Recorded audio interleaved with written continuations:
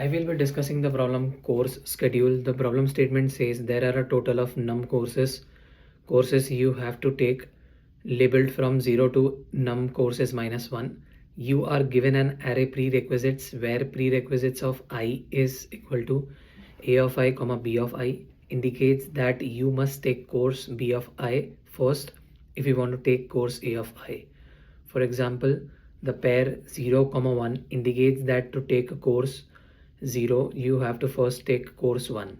Return true if you can finish all courses, otherwise return false.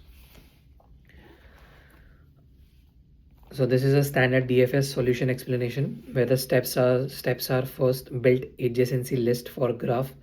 Graph of course is equal to list of courses that depend on it. Second is create a visited array with states 0, 1, 2 for each course. If unvisited, run DFS. During DFS, mark node as visiting. DFS neighbors. If neighbor is visiting, then the cycle is found. Then mark node as visited too. If DFS finishes without detecting a cycle, then we need to return true. Intuitive metaphor. Imagine each course as a task and prerequisites as I must finish X before Y. We follow the dependency chain.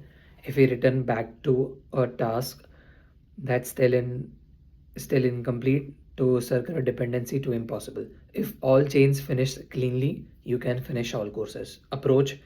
We will use a data structure pre-map hash map. Each of the courses we are getting to have a list of all of its prerequisites. The only time we can't take course is when there is a cycle. Therefore, this becomes a cycle detection problem. The benefits of using a default dictionary is that instead of defining every single key and initializing a value, we know that all the value are going to be list, so we can just go ahead and append right away. We don't need to add a key with a certain value.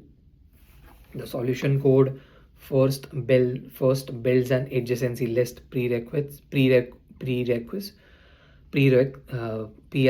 key QS where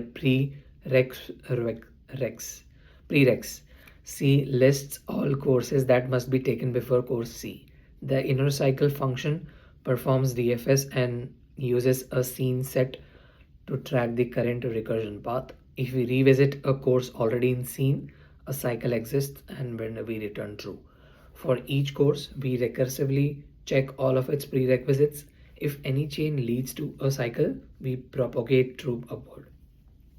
After fully exploring a course without finding a cycle, we clear its prerequisites list and optimization, so future DFS calls skip it and remove it from scene to backtrack. Finally, we run cycle on every course, and if any DFS detects a cycle, we return false.